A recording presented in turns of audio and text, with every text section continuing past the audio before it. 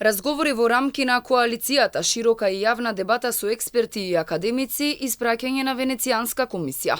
Предлог закон за правична застапеност се уште не е пристигнат до владата, но ова ќе бидат чекорите откако ќе се подготви нацрт верзијата. Портпаролката Марија Митева го повтори ставот во однос на сега веќе укинатиот балансер, дека тој ја заврши својата употребна вредност и дека треба да се создаваат нови, попродуктивни решенија. Ќе се оствори широка дебата по однос на тоа што и како треба да биде опфатено во истиот, затоа што ќе ги опфаќа и поголем круг на маргинализирани групи. Во овој момент нема такво решение кое што е проследено до владата, ниту на владина седница, и за истото веднаш штом се створи можноста, јавноста ќе биде информирана. Вице-премиерот Меджити, чија коалиција најави дека ќе поднесе предлог закон за правична застапеност, не открива што ќе содржи законското решение, но вели дека е добро првата верзија да се испрати до Венецијанската комисија, што ќе помогне да се донесе закон кој нема да биде двосмислен или ќе се коси со уставот, туку ќе биде долгорочно решение.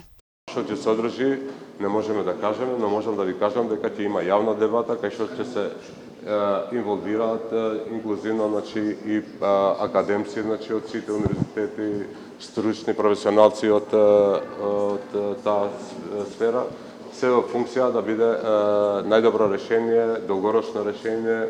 Според лидерот на ЗНАМ Максим Димитриевски, укинувањето на балансерот е правилна одлука, бидејќи до тој степен се злоупотребувала оваа алатка, што на некои позиции се вработувало по етнички клуч, иако лицата немале познавање од македонскиот јазик.